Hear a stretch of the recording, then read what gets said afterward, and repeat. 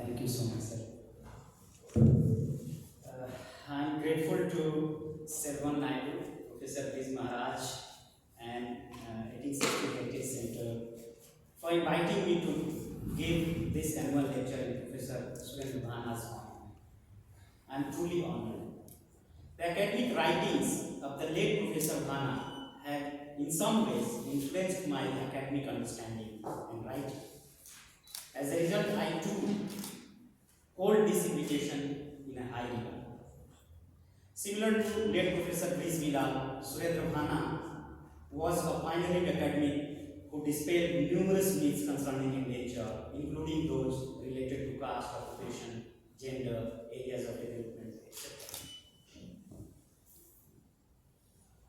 In 1834, the British government in India introduced what came to be known as the Indentured system, through which Indian laborers could go overseas to work on the sugar plantations on a fixed term contract. From 1834 to 1920, the recruitment of Indians to work on the colonial plantations of the various islands was organized through this system. The model of Indian indenture system was borrowed from a practice that originated in Europe in the 13th century, but it became a common practice in 17th and 18th century when European planters in the United States deputed European and Chinese laborers on their plantations. Some American planters used this policy to obtain Chinese labor from the Portuguese settlement of Macau. Under that system, labor was recruited for the planters by their agents to work for a certain period of time, usually for 5 years, during which the employer was legally obliged to provide fixed wages, medical attendance, and other amenities for the laborers. After the period has elapsed, the laborers could either renew his or her terms of employment or return to his or her native land. The Indian indenture system had largely the same general terms and conditions, with only minor variations between the different colonies. The main feature of the Indian indenture system was that emigrants had to commit themselves to a fixed term of labor in advance by signing an agreement, popularly known as agreement, which committed them to work for 5 years in their destination colony. The agreement form clearly mentioned the kind of work to be done, hours of work and remuneration, and the availability of various other facilities such as accommodation, hospital, rations, etc.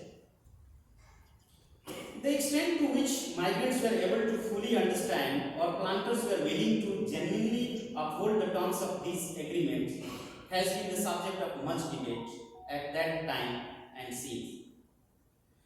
Writing on indentured labor migration is almost as old as system itself. From the late 1830s, humanitarians connected with the anti-society movement raised their voices against what they deemed a new system of slavery, which simply replaced the slave labor supply to sugar production in the various British colonies with another equally reprehensible form of bonded labor. As many of the ongoing debates about the nature of the indenture as a system have their roots in the early 19th century response, here I begin with a brief survey of the contemporary reporting and writings on indenture. I will then move on to focus on the various strands in the indenture and migration scholarship, and then I will discuss my own research on indenture from a subaltern perspective. Some voices are coming, maybe waiting on the screen. Maybe just ask. So maybe I can.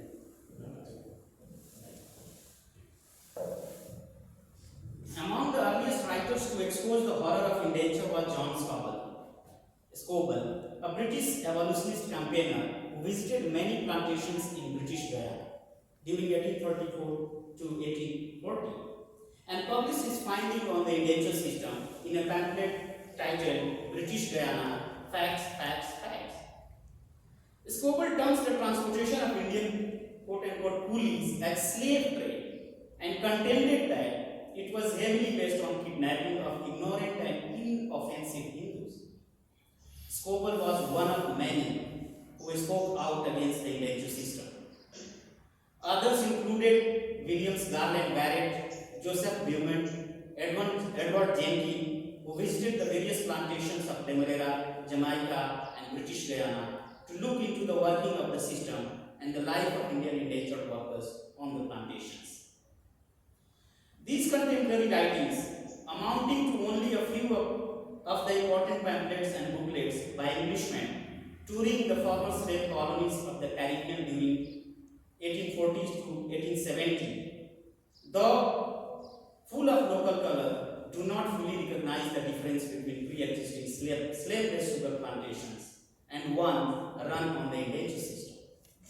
Focused mainly on West Indies colonies, where the culture of plantation slavery was deep-rooted, it came naturally to ex-slave planters to deal with the indentured Indians in a similar manner.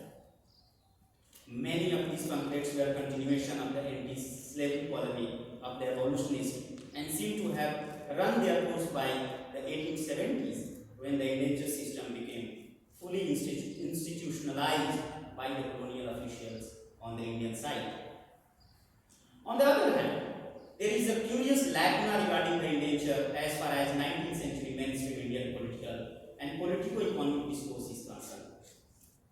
A reading of the secondary work suggests that in the anti-Firangi grievances and proclamations that fueled the Great Rebellion of 1857 about the loss of religion, contamination of food substances with impure substances, aggressive missionary activities, etc., there was hardly any mention of the shiploads of Hindus and Muslims, peasants, that were sent to distant lands across the Black Waters on special indentured rations.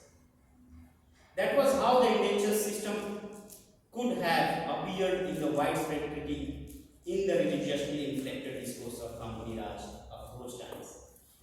Similarly, the issue of indenture seems to have been entirely absent in the wide-ranging economic critique of the British Raj by the early Indian nationalists. Indeed, the word indenture is absent from the classic works on the subject, and it is equally detailed index by famous historians such as Bipin Chandra and all. For its part, the vast colonial archives on agrarian society of North India, epitomized in the massive compilation, district-wide settlement reports and district gazetteers dealing with land tenure, peasant production, and rural economy, did not carve any space for the treatment of these phenomena on indentured labor from these districts. There sure were columns on migration in these official compilations, but this was discussed largely within the boundaries of the India and not from the Indian overseas. That is perhaps the reason that the theme of indenture was not touched upon, even curiously, cursorily, in much recent scholarship writings on rural India. Indentured labor from India did not attract much specific attention from historians until the 1970s. In 1940s and 60s, the issue was addressed primarily within the capacious hold of empire historically and in Survey of Indian Overseas. Here I. Constant and K. Gillian were the pioneers, though they each had quite different emphases.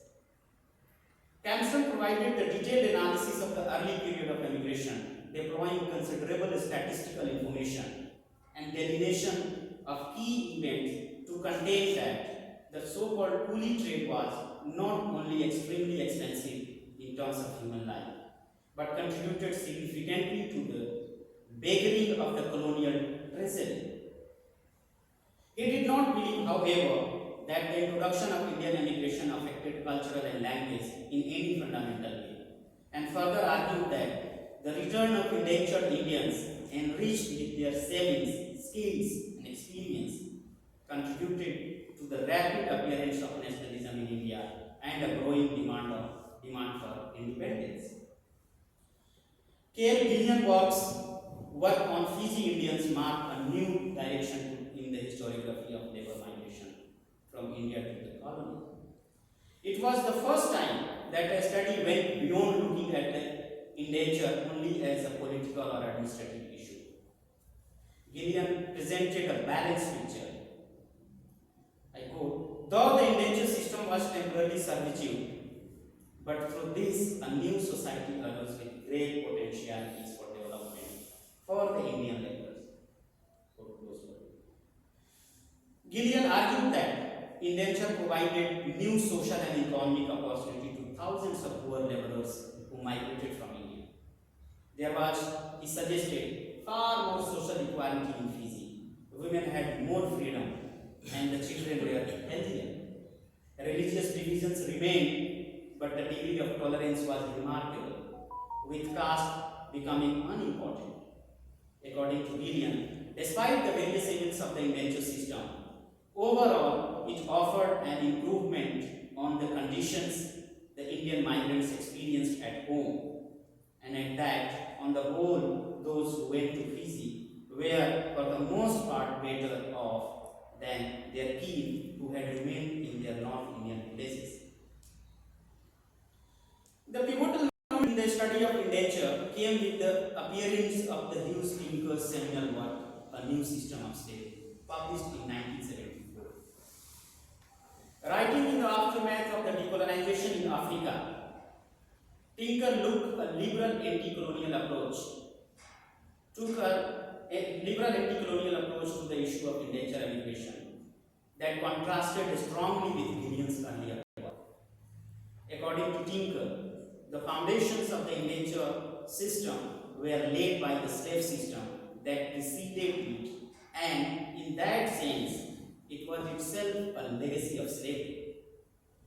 Tinker stressed the seaboard mortality during wars, the absence of respectable family life on the plantations, and the role of kidnapping and fraud in the recruitment process. For Tinker, the indenture system was a new form of slavery in all but name, which replaced now illegal previous formal slave system. There was one factor and only one, Tinker argued, in which indenture differed from chattel slavery, that it involved temporary servitude rather than a permanent condition. Otherwise, indenture was an utter setback for those caught in its messes. In his assessment, Tinker was heavily influenced by the position taken by the above-mentioned 19th century humanitarians, who were the first to view indenture as approximating to slavery. These 19th century discourses on indenture were deeply embedded in the social and political context of their time. However, were bound to a wider set of both humanitarian and commercial and imperial agendas. Though very different in their arguments and emphasis, both Gillian's and Tinker writings provided much needed momentum to the students of the history of indenture. In early 1980s, Brisvilla studies brought a new dimension to the historiography of indenture immigrant and effectively destroyed stereotypes about the indenture immigrants. La, the grandson of an indentured laborer and Gillian's student, brought a novel dimension through quantitative analysis of indentured ships of 45,000 migrants who migrated to Fiji from North India. It is important to note here that the most of the scholarship and research on indentured immigration have been meager, qualitative as well as quantitative. Large major contribution lay in the detailed statistics he provided on the immigrants' social, economic, and geographical background. In a sense, his detailed work elaborates on a theme explored by Gillian in the early 1960s. Lal convincingly, they punctured the myth that the recruiters were the scum of the earth, were low caste or low class, or belonged exclusively to untouchable communities. Rather, the bulk of the recruiters reflected the actual distribution of caste in the villages of UP and Bihar. He further argued that colonial recruitment was a vast, well-organized operation, and that the high percentage of cancelled license shows that it was difficult to defraud and deceive the people without detection. A high percentage of rejection on the ground of fitness by medical inspectors confirmed that there was in fact very little space for deception. Based on archival records, Lal rejected many of the certitudes of traditional historical writings. For instance, the stereotypical idea that indentured women were mostly estranged or the loot and did not belong to a respectable caste.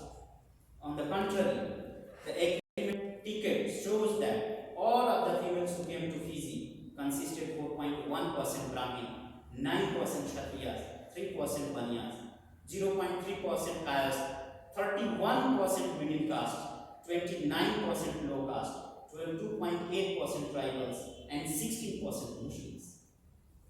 In other words, the women emigrants came from entire spectrum of the caste in UP. In addition to his quantitative and archival research, Rizal tapped the experience of his Gemidia grandfather and conducted fieldwork in Gemidia's hinterland in UP to try and fathom the complex world of the aliens who agreed to board the tapu-bound ships. According to him, the indentured experience led to the creation of a new kind of society among Indian community overseas. The progenies of the indentured Indians differed significantly from their code. Forebearers in terms of thought and behavioral patterns, worldview and values.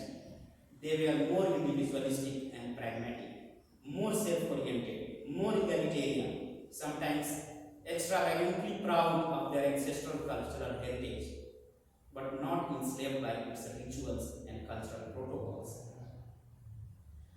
Rizal's writings had an important impact on the endangered scholarship. In the 1980s and 1990s, the 1980s and 1990s saw a proliferation of works and theses on various aspects of endangered system, including some written by the grandchildren of the media. These included work by Vijay Naidu, Ahmad Ali, Rajendra Prasad on Fiji, Clemcy Charan, Vasudev Mangaru, Mari Kale on West Indies, Surendra Bhana, Ghulam Rahed, Kalpana Hiralal and others on South Africa, and other scholarly works were by John Kelly on Fiji and Marina Carter on Mauritius. Where Ghana following Rizal's explored the ship list to understand the composition of Indian indentured laborers to Natal, their recruitment district, caste, etc. Ghulam Wahid brought up a new unexplored areas of endangered history in South Africa. Through these works, important things have emerged around the socio-economic conditions of the endangered migrants in both their home countries and host countries.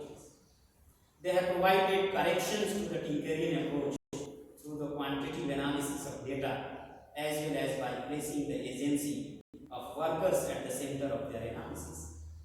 Despite this, the question of whether indenture was comparable to slavery or that what extent it would be considered free labor has continued to dominate the debate. Madhuri Kale has analyzed the significance of the empire for indentured labor migration from India and argued that the British Guyana experience was a scandal of empire that galvanized anti-slavery forces to again protest the activities of British sugar interests. In her work on Mauritius, Marina Carter differentiated between slavery and indenture and argued that the emigrants were not merely passive players in the colonial ground. She analyzed the interaction of indentured laborers with Sardars and laid a good deal of emphasis on strategies of labor mobilization by the government and planters. She focused on the colonies who played a significant role in labor mobilization and on Sardars as socio-cultural leaders of early indentured settlers in Mauritius. She has paid special attention to family, culture, and religion as well in the plantation context, and argued that the indentured laborers restructured their social and religious life in the colony.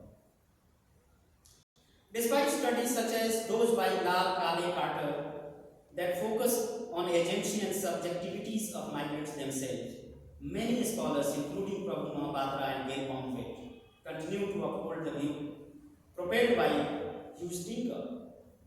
In these analyses, migrants are primarily regarded as victims of various forms of greed, deception, colonial coercion, and manipulation. The absence of freedom, these scholars argue, is the distinguishing character of indenture, in as much as workers were unable to withdraw their labor power, bargain, or renegotiate the terms of their contract to secure better wages and living conditions. By contrast, other scholars have suggested that migration entailed substantial economic, social, and cultural benefits. According to P.C. Kumar, a leading revisionist, the long-distance migration stream under the government-supervised indenture system was seen by many recruits as escape hatch, through which they could break free from economic and social problems at home. He also argued that indenture immigration was usually the result of choice made by the intending immigrants by himself, albeit not always based on rational grounds. Crucially, for him, the indenture system not only created homogeneity among the different caste groups, but made it possible for the lower caste to transcend oppressive, previously rigid socio-cultural parameters. In recent decades, a significant trend has emerged in the historiography of indenture towards looking at the experience of women. These are two broad approaches. There are two broad approaches. One portrays women under the indenture system as sorry sister, subject to sexual exploitation. A second approach highlights the possibilities created by indenture for women to escape socio-cultural oppression within Indian society. Rhoda argues that while indentured women may, albeit cautiously, have made the decision to travel to Trinidad to become workers, colonial plantation policies exploited them and made women dependent on men. On the other hand, Immer and Northwood state that for the first time the indenture system provided opportunity for Indian women oppressed by the patriarchal norms of Indian society. Marina Carter argues that although the plantation experience was harsh for Indian women migrants, their role as contributors in public life was empowering in their struggle to overcome discrimination and inequalities, both in their personal relationships with male partners and families in relation to the colonial state. Similarly, Kalpana Hilal also explores the women's lives as indentured and free Indians in South Africa, where women had to fight with many patriarchal odds. Very recently, Gayatri Bahadur, in her seminal work Coolie Women, has reopened the debate on the treatment of women on the plantations. Through her family story and detailed exploration of the archives, including ship logs, Bahadur has contextualized her India's grandmother's history within the larger politics of the colonial migration policy, through which many women left their homeland to escape patriarchal oppression at home. In contrast to the earliest feminist analysis regarding indentured women, Bahadur considers that the phenomena of migration enabled the empowerment of women through their new identities as quote-unquote coolies. That's why her book title is The Coolie Women. Through the story of her grandmother Sujaria, Bahadur excavates the repressed history of coolie women, among whom many were widows, outcasts, or runaways, who choose to emigrate alone to work on sugar plantations of Caribbean, Indian, and Pacific islands. Bahadur shows that it was the sexuality that gave coolie women a degree of leverage. The scarcity of women on plantations provided them a sway, but at the same time, it also made them victims. Though the field of indentured studies have developed rapidly since 1970s, it was only from the late 1990s that works discussed about began to have an impact on teaching and research on the subject of Indian emigration history. Until relatively recently, Indian economic history during the colonial period was considered almost exclusively in context of the geographical space of the subcontinent. Pageants were a major focus of such studies, as long as the area of focus remained in India, whether in the villages or industrial on leaving India's shore, they seemingly forfeited their rights to the attention of Indian historians. It would indeed be fair to say that until the late 1990s, the issue of Indian migration was largely regarded as an Indian internal matter, even in premier institutes in India. More recently, however, there has been a shift towards considering endangered migration overseas within the context of the bourgeoisie interest in diaspora studies.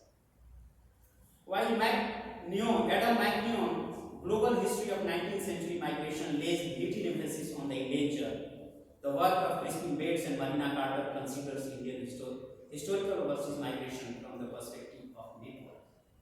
They argue that, in contrast to the Caribbean or Pacific regions, the proximity of Indian Ocean to India provided opportunities for extensive espouse and keen regrouping and high level of circulation migration. This understanding of historical migration significantly complicates the colonial categories of slave, endangered, and free labor. A migrant is one who lives in his village. In recent years, labor historians have accepted the view that in order to develop a nuanced understanding of the working class, it is essential to look beyond the realm of market economies and understand the religio-cultural world they left behind, which they reinvented or carried with them. Reflecting this change of the focus, I devoted to understanding the endangered history, not only their economic lives, but also the changing cultural worlds of the immigrants, both in India and overseas. While most studies have looked at the endangered laborers in relation to their destination points, in my research, I seek to focus my attention on the social world, changing fortunes of those laborers from the point of origin and throughout the endangered experience. And hence, I consider immigrants not as lost of their original village, but as individuals whose choices, aspirations, and lives overseas cannot be studied without also paying serious attention to their particular socio-cultural life in the villages of the Gangetic Plain. So, by applying a subaltern perspective to the study of Indian migration throughout the Indian Ocean colonies, I move beyond the simplistic for and against binaries and examine the degree to which individuals were able to renegotiate and change their status through social mobility and movement between categories of labor, and how migrancy facilitated such slippage between ascribed identities. And for that, I studied the culture of migration in search of work and services over the long period. Here I explored the factors that would have been weighed before deciding to enroll for the work on distant sugar plantation, a fundamental factor in understanding how endangered were perceived in the villages, both by the men and by relatively fewer numbers of women who went, or those women who remained behind, as well as how it differed from previous experiences of labor mobility. What I have found here that there had been a tradition of peasants' migration in search of jobs since 15th century, especially to get recruited as soldiers of Sultanate army in India. Eastern Hindustan, popularly known as Pura, was an important area for the recruitment of peasant soldiers during 15th and 16th century under the Sultanate of Sher Shah and Jaunpur. These Purabia soldiers worked for their emperor at distant places. During the Mughal rule in India, the same Purabia were in the army. Mughals recruited peasants at Sepoy, especially from the region of Buxar, from where I belong. These soldiers were popularly known as Buxaria. When British East India Company annexed large part of India, it formed a huge army consisting of Purabia and Buxaria peasant soldiers. In many songs, the separation of the husband from the wife is due to the Naugari or service, which in traditional India generally refers to long distance service, such as that in the British India Company armies. Selvam was mentioning about the sources which I have used in my book, and it is true that I have used so many, oral sources, oral in form of the songs, and that depicts the separation of husband from the wife, and that's how it happened because of the migration, because we had a tradition of migration. The above evidence clearly suggests that rural India, especially in Uttar Pradesh and Bihar, is unimaginable without a constant outward stream of short-term, medium, or long-term migrant laborers who are destined for service in the military, commerce, and agriculture. North Indian peasants served in the army of the Delhi Sultanate and rendered their service to them for the 14th century. They continued to serve in the British Sultan as sepoys despite their cultural and religious fears about crossing the Black Water. The above account shows that peasants were constantly on the move, looking for work or naukari. The songs of separation confirms that Indian peasants were seasonal migrants who during off-crop season migrated to work for the distant masters in their trade or as sepoy in the army. Purabia and Baksaria not only served in the Sultanate and Mughal armies but also got naukaris in the British army and went away from their homes to serve their masters. Although the movement of peasants for naukari in pre-colonial India was completely internal, such internal migration for naukari made to even travel beyond the ship during the colonial period. So in a way, migration was not a new phenomenon for the Indian peasants. Humanitarians and the anti-slavery society members and the later dominant historiography contended that the peasants who were being transported to the sugarcane field of the various islands were completely unaware about the place and the working conditions. That's what even Tinker argued.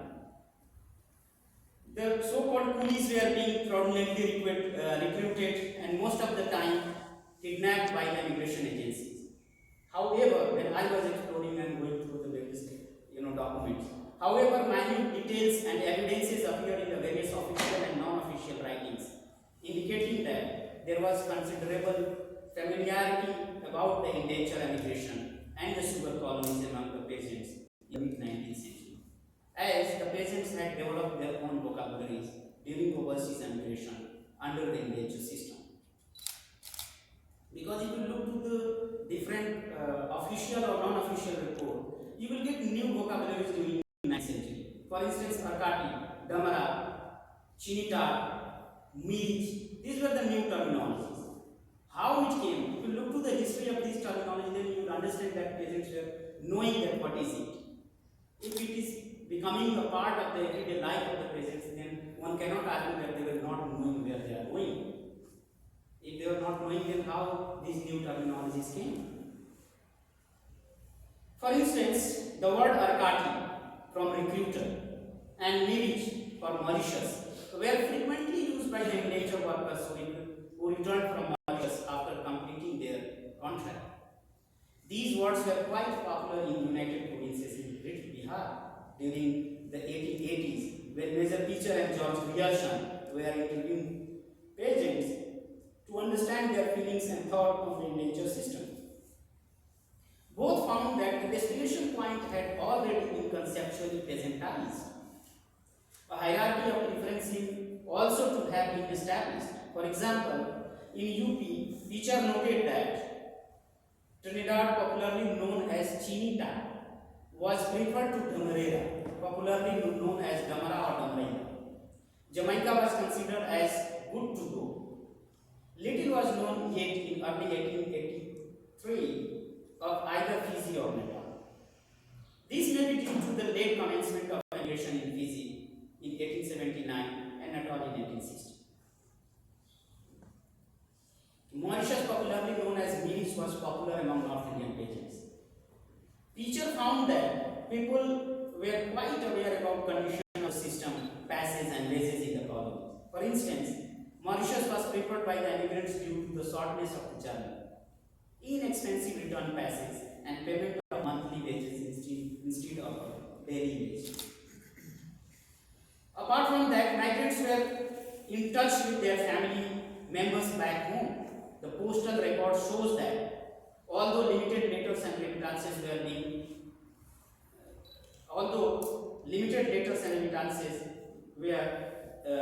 being definitely sent by the indentured laborers from the colony, in my book it will go through that. I've shown some of the Hindi, not Hindi, some Urdu letters as well as one in Cat. That is a letter from Natal in 1870 something like. So these are the proof that how people were in contact with their family back home in India. So luckily I got only 2 letters because here you only get the translated version, not the original.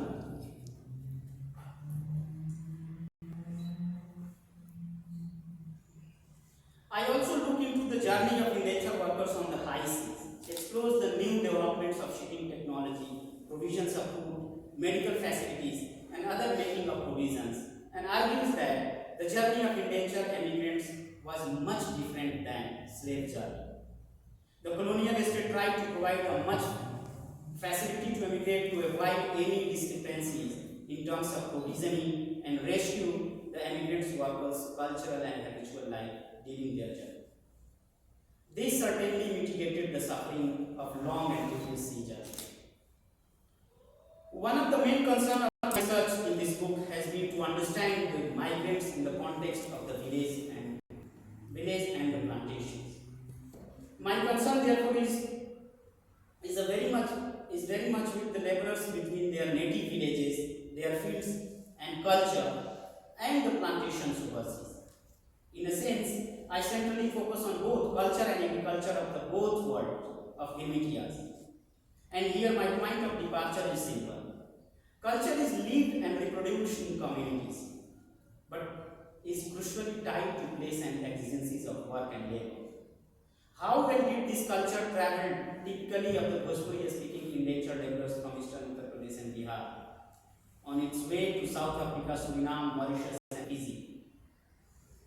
Scholarship, even fiction, has had much to say on the demise of caste, both on board the ship and in the plantations, and on the continuation of such public festivals. It has had relatively little to say on the anxiety experienced by the married women regarding the need to deliver a requisite male child, or birth rituals, or belief in particular caste or priest or hero, to give some stray examples. Or was it the case that the Bhojpuri-speaking immigrants that became South African, Mauritian or Fijian Gimitia were obliged to forget, to borrow a key phrase from the celebrated essay of Ernest Renan on nationalism, a large part of their present work-related culture, because now they were no longer peasants reading anxiously and meaningfully galactic cloud formations, in particular lunar asceticism, to better decide the optimal time of sowing and weeding their small land holdings. Was it the case that since rations were now provided by the plantations, their women no longer sang while grinding wheat flour, doleful song of Jatsar about the eager wait of the brothers' visit to their fallen marital homes? So in that way, I tried to compare the culture in North Indian villages, the peasant culture of the North Indian villages, as well as the culture here in the plantations colony. In India, we know that India has been a multi-crop society. In 1 year, we produce 3, 4, 5 kind of the crops. So once these multi-crops people come to the single crop or monoculture of production, like only they have to grow the sugar cane. That culture which were very much associated with the different crops of the different festivals last year, that was the main curiosity of my research. And what I found that I compared the both popular culture and folk beliefs of Grimitias. Besides, it's pay attention to the thickness of the colonial archives, because you will not get much on culture on the colonial archives, because they were not concerned about the culture of the peasants, rather they were very much concerned about the work and the sugar. Besides, it pays attention to the thickness of colonial archives on Indian peasants, and by contrast, the thinness of the archives official and planters own on actual work and beliefs on the plantation. In doing so, it also engages historians' experience difficulties with writing on plantation culture.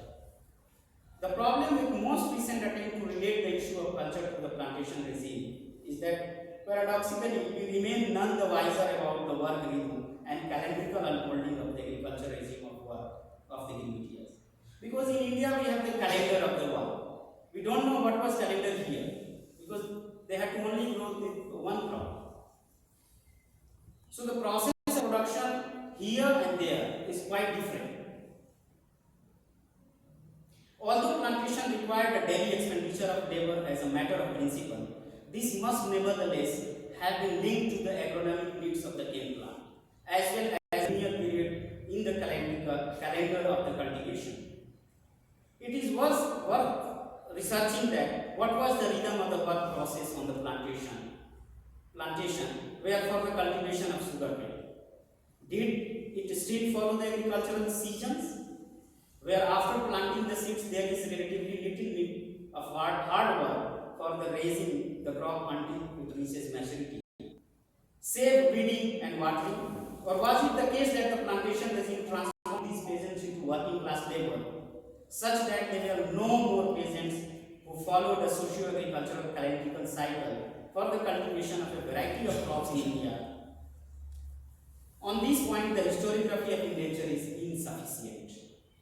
The lack of any official reporting and cataloguing of popular culture and process of sugarcane production in colonial plantations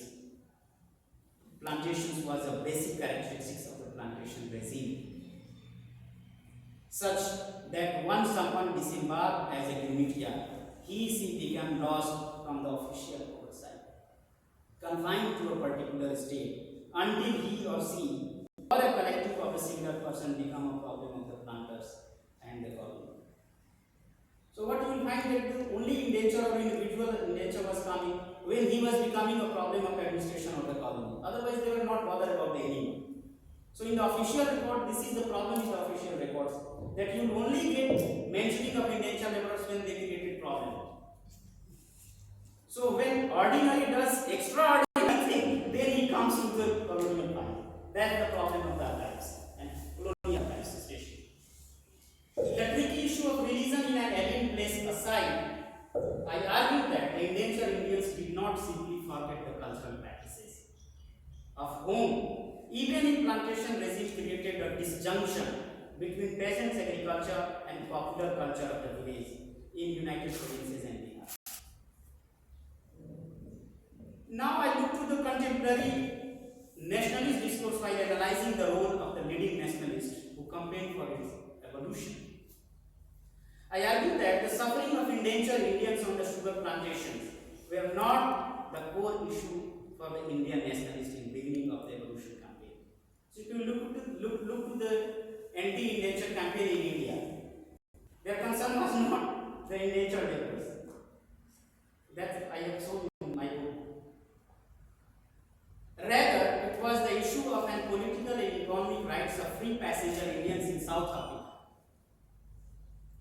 for which Indian nationalists such as Mahatma Gandhi, Gopal Krishna Gokhale, Madan Mohan Malviya were struggling.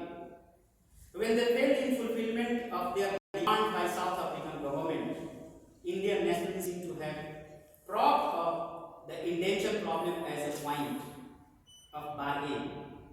It was only when Indian nationalists failed in their attempt that they started a campaign for the evolution of indentured labor system, altogether on the ground of degradation of position of Indian women on the sugar plantations.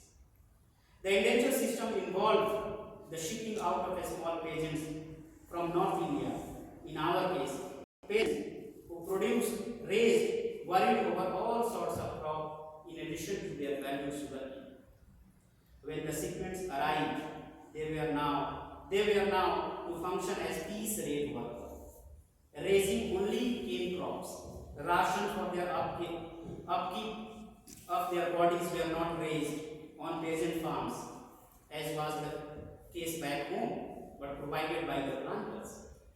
As for their soul, they did not quite sail into the navy, as on some of the plantations of the South America. The Puravia Grimitia, who had coined a new vocabulary for himself or herself and his or her fellow Jahaji Bhai Jahaji Behan, was not robbed entirely of his or her ingrained gangetic culture. On the plantations of South Africa, Mauritius, or Fiji, she lived it differently. Migrants may have left behind the lived past in the cane fields of the Gorakhpur, Shahabad, Banaras or Motihari, and they may have vacated the cultural space of home and her, but they carried enough portable Bhojpuri objects, taste and words to reproduce their own culture selves away from home as they labored and reinvented new and different futures for themselves thousands of miles away from the home. Hence, I have attempted to provide an alternative account of the being and becoming, both economic and socio-cultural, of those who put their thumb impression on Grimit in Calcutta or Madras before embarking on their journey to distant and alien plantations, largely within but equally outside the overarching empire. This then is an attempt to write a history of the so-called coolies of the British Empire in as palpable a sense as the archives, both official and non-official, allowed us. Hence, migration overseas under the indentured system was a continuation of the earlier migration in search of work.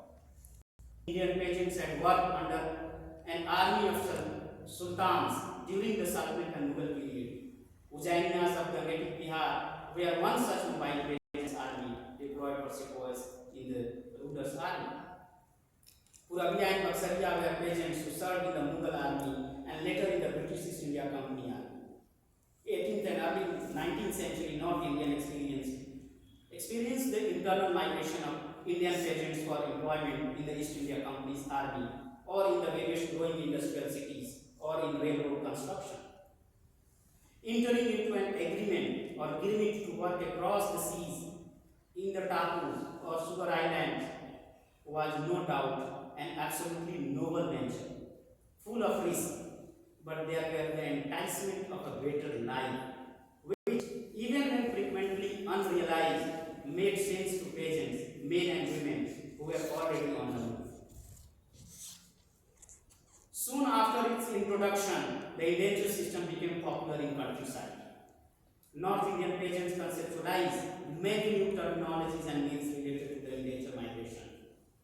These terminologies in various inquiries reports revealed a lot about the indentured system.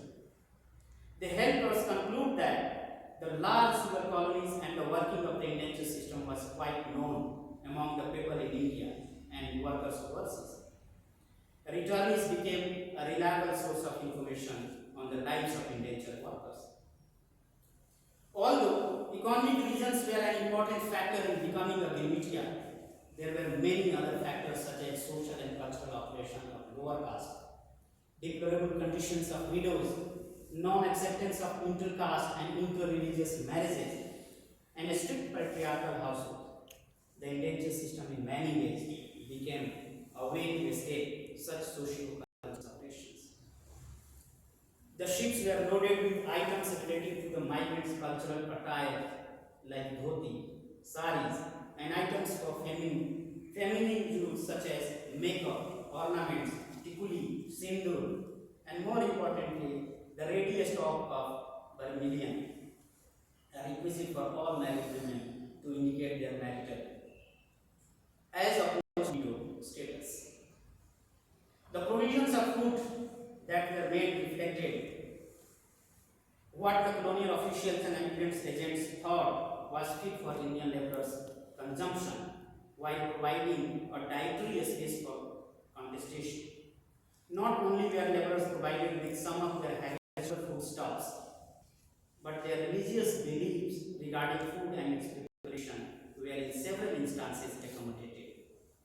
However, some of their particular dietary regimes in India based on caste distinction, where lower and upper caste cannot be together, were disregarded on the board the ship. This later disregard was perhaps the most crucial legacy of the experience of the journey, as it provided the ground where Indians for the first time could imagine a casteless space. Although crossing the Kala Pani could be psychologically traumatic for many Grimitians, it also bound them together in a new relationship as Lal said, Jahazi Bhai or Jahazi Baran, ship brothers or ship sister, considerably free from the caste prejudices. Massive literature was written by the grandchildren of indentured laborers from all over the colonies. Sometimes the indentured themselves wrote about their experiences on plantation, which bring out the fact that though it was a hard work in the alien surroundings, the plantation regime did allow them a space where they lived their life in their ways. This was free from some of the abominable features, and there are a good many of these of the Indian social structure. Somehow these intending Grimitias realized that it was better for them to board the ship for plantation as paid workers than be employed as forced laborer as the behest of the landlords, or to be tied in local variants of aggressive servitude in Uttar Pradesh and Bihar, the main catchment area of the sugar colonies emigrants. The experience of many Grimitias such as Baba Ramchand, Totaram Sarandia and Munshi Rahman Khan shows that Grimitias realized once again the betterment that was offered to them by the indenture system when they came back to their native country. When they came back to their native country after their tenure in the plantation, they found that most of their fortunes were lost at the hand of their own kith and kin. They had to undergo the operation routines to reclaim their place in the respective caste with payment of fines and organizing feast for villagers. This was imposed by caste assemblies on the indentured laborers. If you look to the memoirs of Totaram Sarandia and Baba Ramchand, as well as Munshi Rahman Khan, we discuss in detail what happened when Totaram Sarandia and Ramchand returned back to their home. The socio-cultural life they lived on the plantations was not an exact plantation culture, sans roots, nor was it completely Indian. Girimitia may have left their past behind in the cane fields of the native plains. They may have attended the cultural space of home and hearth, of sacred rivers and nearby Dee and asthans, holy sites, but they had carried enough of portable Bhojpuri culture with them to be able to reproduce their cultural selves away from the home. Girmitias did not follow the lead of the Indian nationalists to mount the criticism of the system. There is good evidence to show that Girmit system and Girmitias were not of the real concern of the elite Indian nationalists, mindful of their status and caste considerations. They were more concerned about the political and economic rights of commercial trading Indian communities in British colonies, and especially in South. The Girmit system was seen by them to be abominable only when they did not get any of these rights. To stand for abolition of the indenture system by these elitist Indian nationalists was mere retaliation in the face of failure to successfully bargain for the political economic rights of trading communities in the colony, especially in Natal. While paying attention to the economic, social and cultural backgrounds of Girmitias in their home district, in my research I have refrained from the limiting itself within the parameters of the coercion institute. What needs reiterating is that the entire Girmitia saga, from the Gangetic hinterland to the sugar plantations of Natal, British Guyana and Fiji or Suriname, was underwritten by the overbearing and enabling structure of the British Empire. For it was because our Bhojpuri peasants were the subject of this far-flung empire that they could be shepherded all the way from the village of Bahraich, Buxar, Banaras or Gorakhpur in the Gangetic hinterland with the sugar plantations on either side of the road. It would be truism to say that it was the lines, both administrative and shipping, that connected the hinterland of North India to the cane plantations in the Indian Ocean, South Africa, the Pacific and New World. Equally, it was this very greed, the Punti cries in Fiji, symbolizes the sexual exploitation of Indian women, Grivitia, by white supervisors and the exertion of the barrister Gandhi against the tempting of the all Indians with the tainted cross of punishment. Because when he was thrown out from the train, he was said, you are also tainted brush of the pulitude, and subsequently against the system itself that brought about sufficient nationalist pressure in India, both inside and outside the legislative council, by uniting diverse problems of the grievances into a pan-Indian national grievance, something which led to the colonial Indian officials to abolish it in principle in 1970.